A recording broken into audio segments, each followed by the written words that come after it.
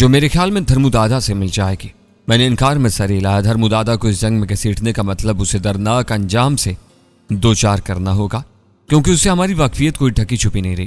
पहले अगर उसके पास हमसे नावाकफियत का बहाना था तो अब नहीं रहेगा, और शुक्ला से टक्कर लेना उसके बस से बाहर है।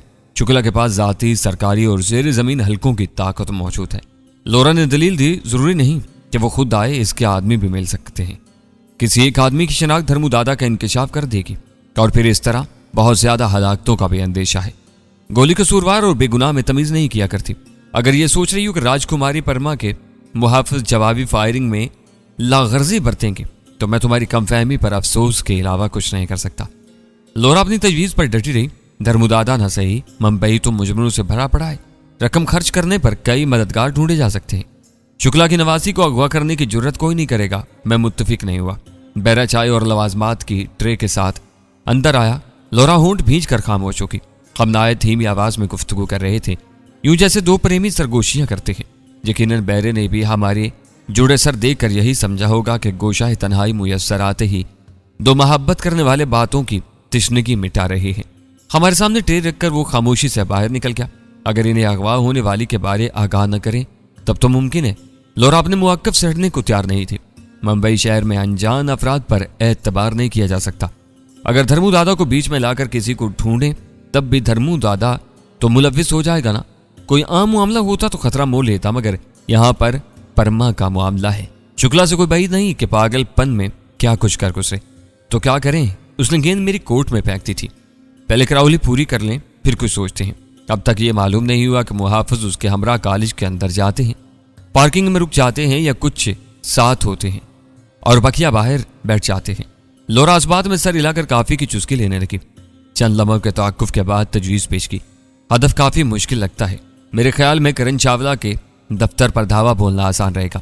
मैं परमा को अगवा करने के मंसूबे से नहीं हट सकता था कि ये मेरा असल मिशन था। फौरन दलील का सहारा लेकर मैदान में उतरा। करण चावला के पास ऐसे दस्तावेजात का होना जिनके बल बोते शुक्ला को आसानी से धूस में लिया जा सके एक ऐसी इतला है जो तस्दीक शुदा नहीं है, क्योंकि राजपूत दादा ने वो दस्तावेजात अपनी आंखों से नहीं देखी। बिलफर्ज ऐसी दस्तावेजात का वजूद तस्लीम भी कर लें तो इनका करण चावला के दफ्तर में होना यकीनी नहीं है।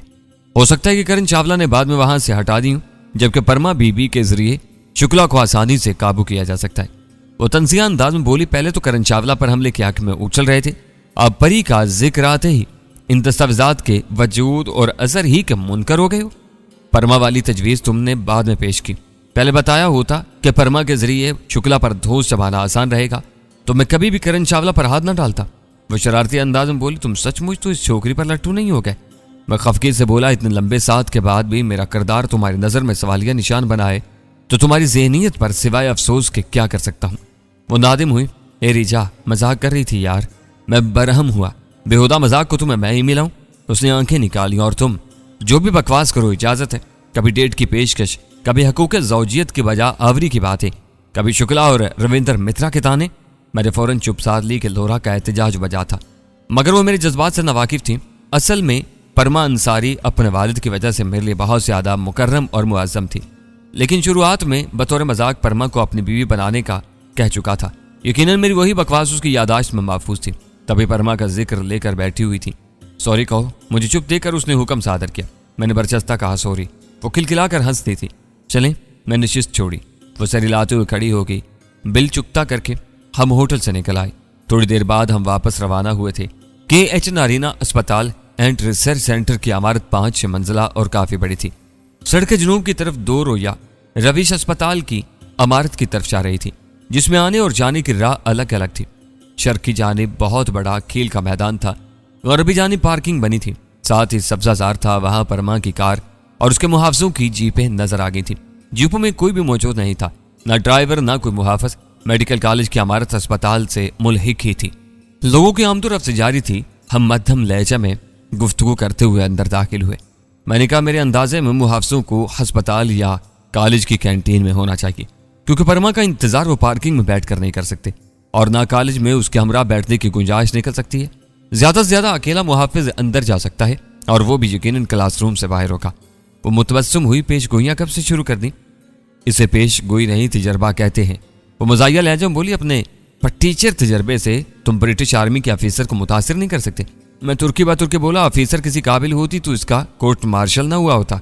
उसने तंज किया, तुमसे जरूर इख्तलाफ करते मगर मेरा अपना अंदाजा यही है। मशरकी लोगों ने मुहाफिज बस खानापुरी और दिखावे को रखे होते। मैं इंतजामिया के एक फर्ज से कैंटीन का रास्ता पूछने लगा। 4-5 मिनट बाद हम कैंटीन में थे।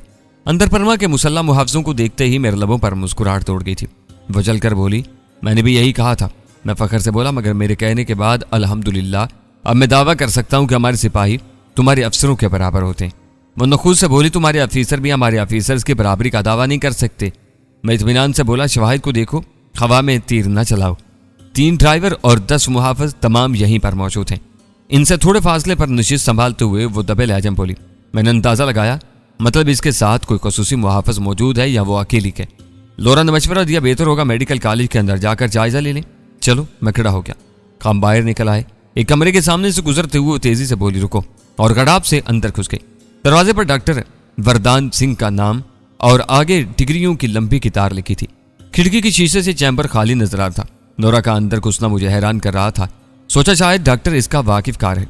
खिड़की की शीशे से लोरा डॉक्टर की कुर्सी की तरफ बढ़ती हुई नजर आई और फिर कुर्सी की पुष्ट पर लटका डॉक्टरों का सफेद कोट और मेज पर रखा स्टेथोस्कोप उठाकर वो सुराज से बाहर निकली। दरवाजे से बाहर आने तक वो कोट पहनकर स्टेथोस्कोप गले में लटका चुकी थी। मेरे साथ कदम मिलाते हुए मुस्कुराई, उम्मीद है अब पहरेदारों के सवालों से जान छुट जाएगी। अगर असल हुलिये में आ जाओ तो वैसे ही कोई कुछ नहीं पूछेगा, क्योंकि हमारी तरफ हुक्मरान कौम से कुछ पूछना गुस्ताखी के जुमरे में आता है।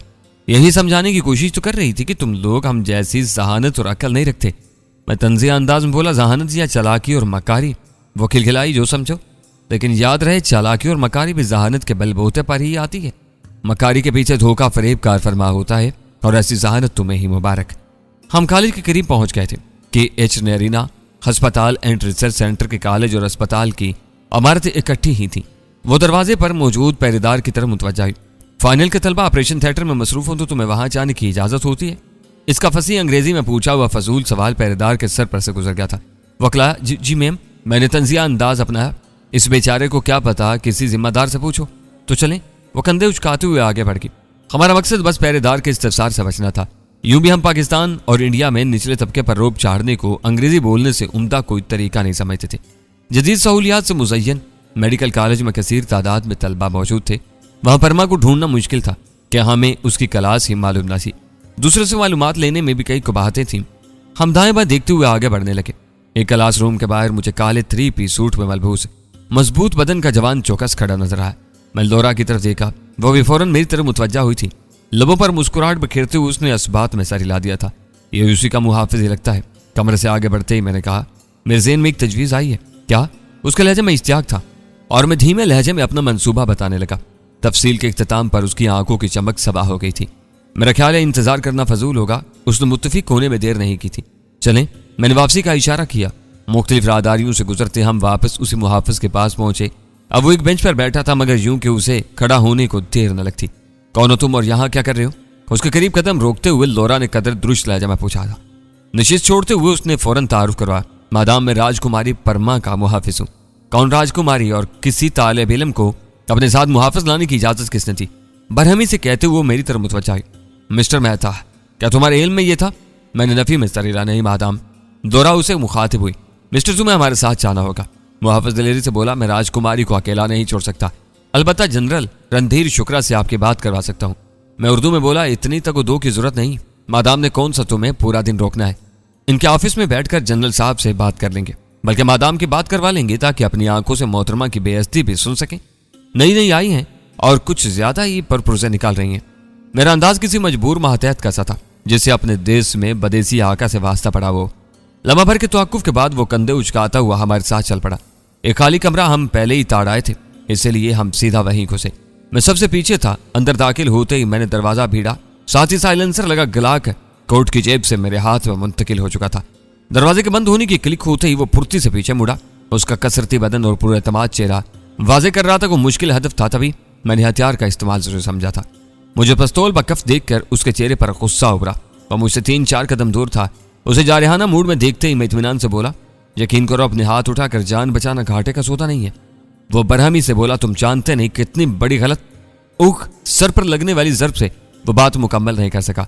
लोरा अच्छी तरह जानती थी कि हमारे पास मुकालमेबाजी में जाया करने का वक्त नहीं था। तभी उसने पिस्तौल के दस्ते से उसका सर बजाने में खासी कुव्वत सर्फ की थी। हाथ पांव ढीले छोड़ते हुए लंबा पड़ गया था। मैंने सुराज से उसकी टाई खोलकर हाथ चकड़े और बूटों के तस्मों को आपस में बांधकर पांव जकड़ दिए। टखनों तक आते बूट बगैर हाथ इस्तेमाल किए उतारना मुमकिन न था। इसे घसीटकर एक मेज के नीचे छुपाया और बाहर निकल आए। परमा के क्लासरूम तक हम जैसे उड़कर पहुंचे थे।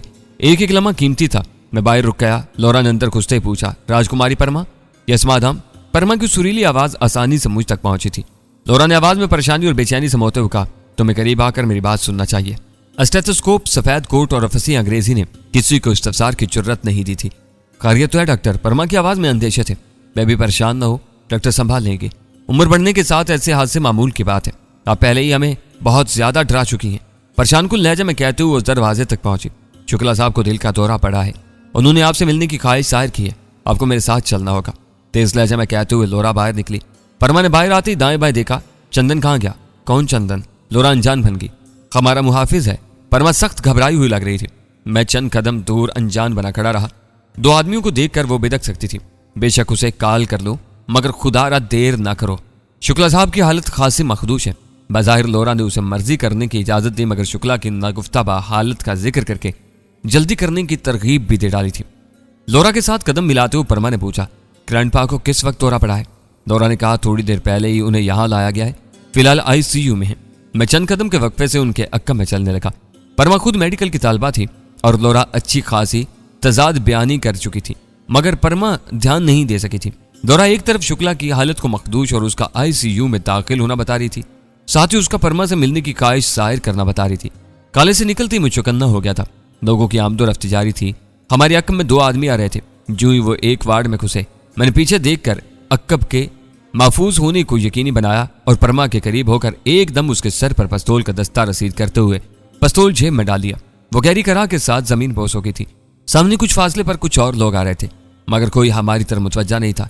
क्या हुआ? तशवीश भरी आवाज में कहते हुए मैं झुका और उसे बाजू में भरकर उठा लिया। शायद दौरा पड़ा है, इसे इमरजेंसी में ले जाना पड़ेगा। लोरा बदहवासी में कहते हुए आगे बढ़ गई। 2 कमरे छोड़कर सर्जिकल वार्ड था। 5 स्ट्रेचर नजर आए। लोरा ने एक स्ट्रेचर सीधा किया और मैंने फौरन परमा को ऊपर लिटाकर अपना कोट उसके चेहरे से लेकर छाती तक डाल दिया। अस्पताल में अक्सर अफरा तफरी ही मची रहती है। मरीजों का आना जाना तसलसल से जारी होता है, इसलिए हमारी हरकत मशकूक नहीं लग रही थी। सोने पर सुहागा लोरा ब्राउन का डॉक्टर वाला हुलिया था। दाखिली दरवाजे से निकलकर हम पार्किंग की तरफ बढ़े। मेरे दिल में उसके मुहावजों का खतरा मौजूद था। वो पहले तमाम कैंटीन में बैठे थे, मगर इनकी पार्किंग में वापसी गैर यकीनी नहीं थी। हमारी करौली अधूरी थी। पूरी मालूमात हासिल किए बगैर हमने हदफ पर हाथ डाला था और करीबन कामयाबी के नजदीक थे। अगर कोई गड़बड़ हो जाती तो भागना मुश्किल हो जाता। शुक्ला हर चौक पर नाके लगवा सकता था। हमारी कार की हालत भी इतनी अच्छी नहीं थी कि तेज रफ्तारी का मुजाहरा कर सकते, और सबसे बढ़कर हमें मखवी को ठिकाने तक ले जाना था। अपनी जात तक हमें भागने में कोई मसला ना होता, लेकिन परमा को साथ फिराना मुमकिन नहीं था कि हम चुपके से काम कर जाते। यही ख्याल शायद लोरा ब्राउन के दिमाग में भी उठा था। पुख्ता रविश के साथ मुझे स्टेशन रोकने का इशारा करते हुए बोली, कार पार्किंग से बाहर ले आओ। उसकी एहतियात मुझे पसंद आई। मैं लंबे डग रखता हुआ पार्किंग की तरफ बढ़ गया। एक जीप की अकबी निशिस्त पर 4 मुहाफिज बैठे गप्पे हाँक रहे थे। हमारी एहतियात पसंदी काम आ गई थी। मैंने तो कार भी उनकी जीप के बगल में खड़ी की थी। ड्राइविंग सीट पर बैठकर मैंने इन पर उचटती हुई निगाह डाली और कार पार्किंग से बाहर ले आया। लोरा बेचैनी से मुंतजिर थी। हमने फौरन उसे अकबी निशिस्त पर मुंतकिल किया। लोरा उसका सर गोद में लेकर बैठ गई थी। ड्राइविंग संभालते हुए मैंने कार आगे बढ़ा दी। स्ट्रेचर संभालने का वक्त नहीं था। वैसे भी पार्किंग के करीब चंद स्ट्रेचर रखे हुए नजर आए थे, जो यकीनन खस्ता हाल मरीजों को अंदर ले जाने को रखे गए थे। जो ही बड़ी सड़क पर चढ़े, परमा बाआवाज बुलंद कराई। मैंने अकबी शीशे में झांका। उठने की कोशिश करती नजर आई, मगर लोरा ने उसकी गर्दन की रग मसलते हुए दोबारा बेहोश कर दिया।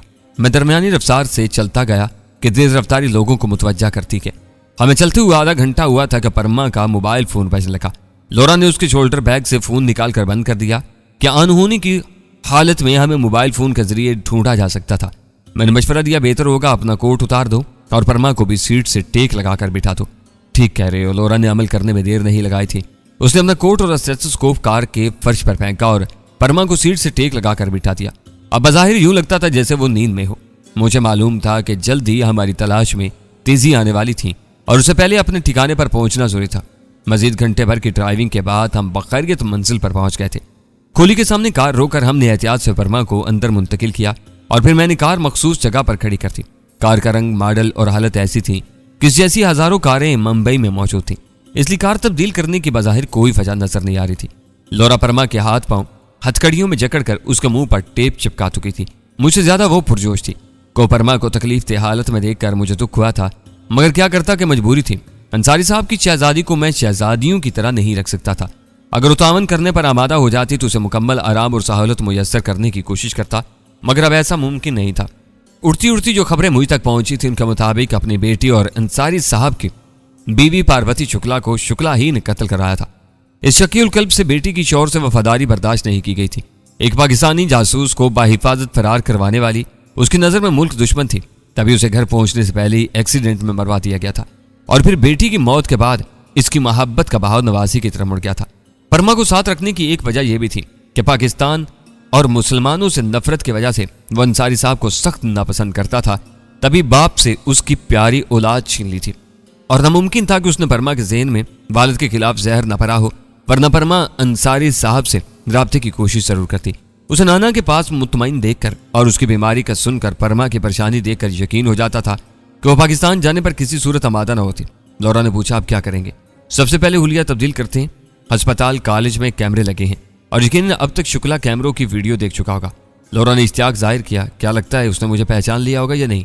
मेकअप बक्स खोलते हुए मैंने कंधे उचकाए, क्या फर्क पड़ता है? फर्क तो पड़ता है, मैं चाहती हूँ उसकी नींदें उड़ जाए।